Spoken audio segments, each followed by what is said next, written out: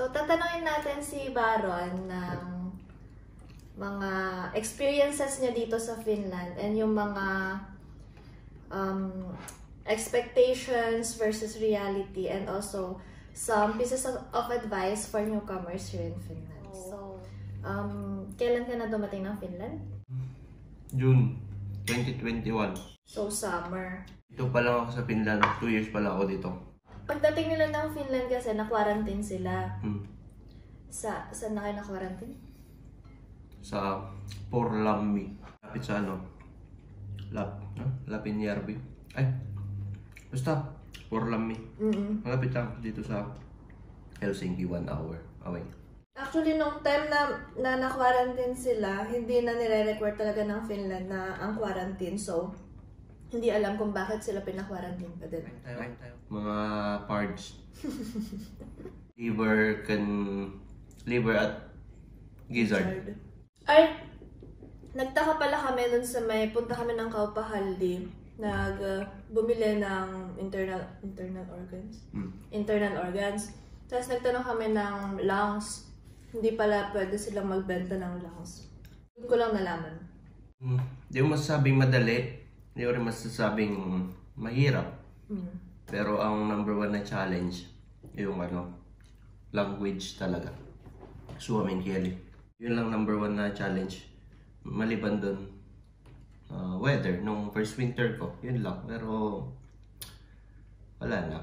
Amin nilang sinasabi noon na pag winter, kailangan ng ganito, ganito, ganito.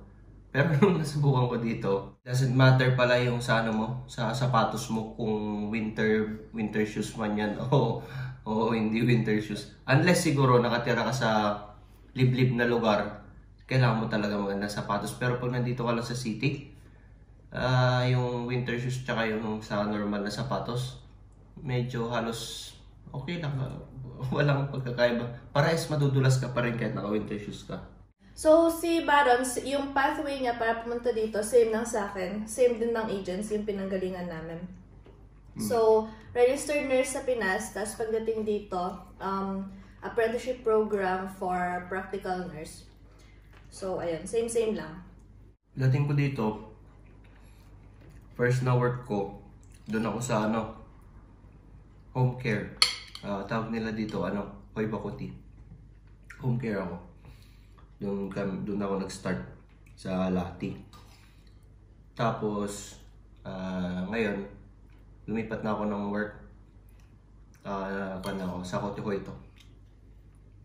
Yan, so community nursing. Community nursing. So, ano yung mga yung mga expectations mo sa Finland na failed pala? Mga failed expectations? Wala naman masyado, pero kasi napunta ako dito, wala akong masyadong in-expect kasi ito ang first na country na napuntahan ko. Pero sabi kasi nila nung nasa Pilipinas kami, isa daw ang Finland sa may best na healthcare. Pero nung nasubukan ko dito, I strongly disagree. Pagdating sa nurses, mas magaling ang mga nurses sa Pilipinas. Pagdating sa bilis ng trabaho, malayo. Sa Pilipinas ako, nag-work ako sa ospital. Hindi may kukumpara yung linis ng trabaho, no? Yung transition ng work dito tsaka dun sa Pinas. Oo, mas lamang sila dito ng technologically advanced sila dito. Pero hindi kaya pa rin talunin ng mga nurses ng Pilipinas kahit na marunong sila sa mga technology na yan kahit tayo sa Pilipinas. Alam niyo naman mga Filipino nurses, MacGyver sabi nga ng mga instructor natin nung nag-aaral tayo, pero malayong hindi ko may kukumpara, hindi ko pwedeng ikumpara ang nurses sa Pinas dito kasi magagaling mga Filipino nurses. Yeah. Nagkaroon ako one time ng burn injury. So ako mismo, alam ko na yung diagnosis ko, second degree burn. Pagpunta ko dun sa may doktor, ang taga niya naghanap ng diagnosis ko. Hindi niya alam kung anong ilalagay niyang diagnosis ko. Hindi ko alam kung bakit gano'n. Pero masasabi ko na yung mga doktor sa Pilipinas, kumpara dito, walang binatbat dito, mga doktor nila dito. Dalim kan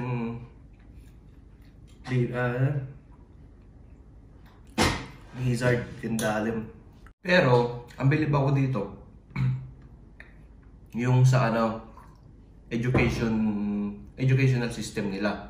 Bilib ako. Kasi sa Pilipinas, di ba, isipin mo, kung ikaw may mga anak ka, isipin mo matrikula mula elementary hanggang college. Siyempre, pag nagka-scholarship sila, bawas yun sa gastos mo. Pero, meron pa rin. Siyempre, pa rin. Pero, siyempre, dito sa Finland, ang kagandahan sa educational system nila, mula mga bata hanggang makagraduate ka ng kahit anong kursong gusto mong kunin, libre yun. Libre. Pag bata ka, pag sa mga elementary, may mga kaibigan ako, may mga anak na bata, na elementary. Sa school nila, binibigyan pa sila ng pagkain. Libre pagkain nila sa school nila. Yeah. So, ang pinakamagandang dito sa Finland, educational system nila. So, 2 years ka na dito sa Finland. Kamusta naman yung Finnish language mo? Hindi pa magaling. Kyllä mä oon ollut täällä Suomessa, mutta en mä tiedä. Joku sanoi, että mä puhun hyvin suomea, mutta en mä usko. Mä luulen, että mulla on vielä huono suomen kieli, mutta kyllä mä pärjään. Diretso yun. Gimais. Diretso yun. Työkavereita sanoi mulle, että se on yllättävää, koska mä oon ollut Suomessa 2 vuotta vaan, niin sitten se on yllättävää, että mä puhun, en mä tiedä jos hyvin suomi, mutta mä puhun, mitä se on, tämmönen suomi. Like this. Eli ihan hyvä suomea. Niin, pangit ang Finnish ko pa. Feeling mo. Bakit Finland? Hindi ko rin alam. Finland ba ang first choice mo? Hindi. Anong first choice mo country? Naman akong planong mag-abroad talaga nun. Pero, yun, sinubukan ko IELTS sa UK.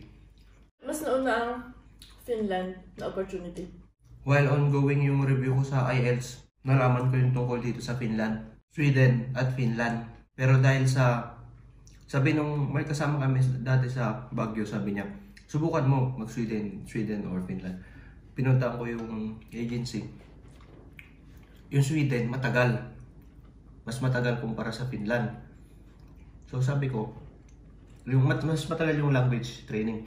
So sabi ko, mag-Finland na lang ako, sabi ko. Tapos yun, nagtuloy-tuloy naman. Anong may advice mo sa mga parating and bagong dating dito sa Finland? Advice sa work? Advice sa work and sa overall as an OFW or as a nurse. Siyempre, first time ko lang namang mag-abroad, so wala akong masyadong may bibigay na advice. Pero dito sa Finland, based sa na-experience ko, bawat workplace, meron kang magiging ka-work na pangit ang ugali na hindi mo magugustuhan. So since nasa abroad ka, hindi ka pwedeng hindi ka pwedeng madam dami. Pag sinabihan ka lang tapos nagiging tatampo ka, hindi po pwede yun. Feeling ko lang na sa lahat naman applicable yun sa lahat ng mga nag-abroad. Pride, number 1, ibaba ang pride. Maraming nasisira ang pride. Kung nandito ka, sa Pinas boss ka, sa Pinas iba yung trabaho mo, pagdating mo dito, kung feeling mo na-degrade ka, sorry ka.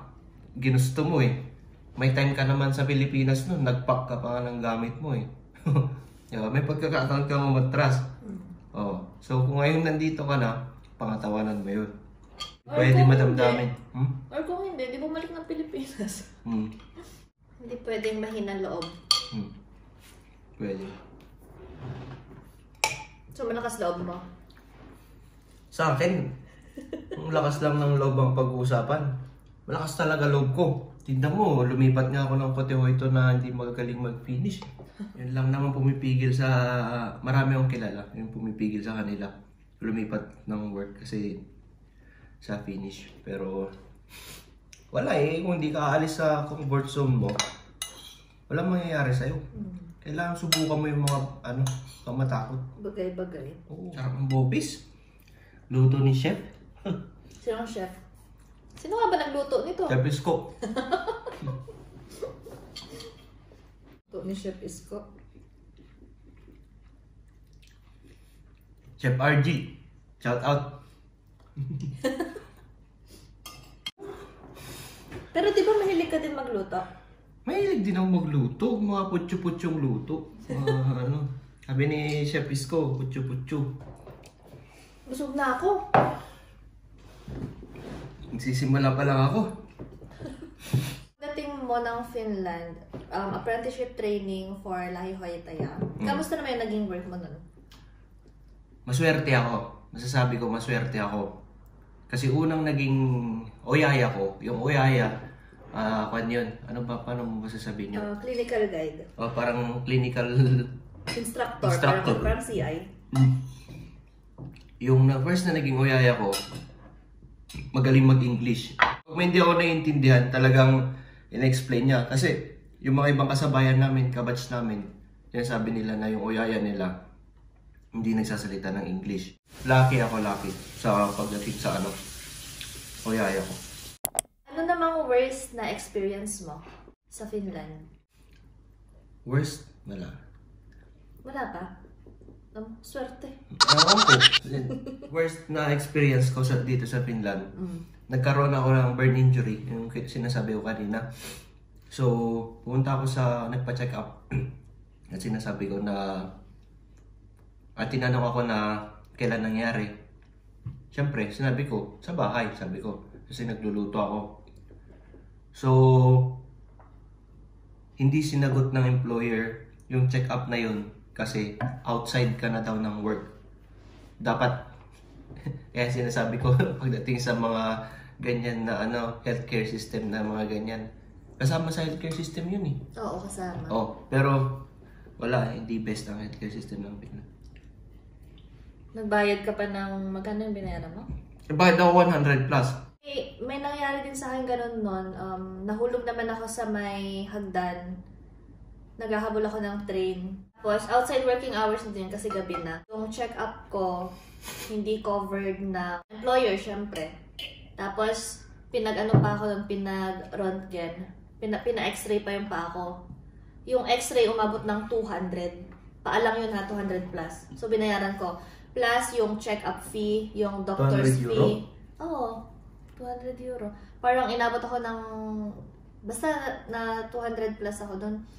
Tapos, iba pa yung doctor's fee. Sa private kasi ako unang nagpunta kung saan dapat yung employer, yung Toyoterverse. Private pala yun, so mas mahal ang doctor's fee nila. Tapos, the second time, kailangan ko ulit magpa-check kasi kailangan ma-extend yung medical certificate ko. So, pumunta naman ako sa government na health center. Pero, nagbayad pa din ako ng check-up na yun. Ang ginawa lang nila, tinignan lang nila yung pa ako. Tapos, gusto pa nilang ipa-x-ray ulit. Sabi ko, hindi na x-ray na yan. So, magbabayad na naman ako nun kasi hindi na siya sakop ng sa babayaran ng employer. Tapos, yung dental ko pa, nung nagpalinis ako, nagbayad din ako nun. So, hindi talaga free. Ayun, yun lang. Ano ba? Weather. Sa Finland, yung weather nila parang mood ng babae. Bilis magbago. Mood ng babae.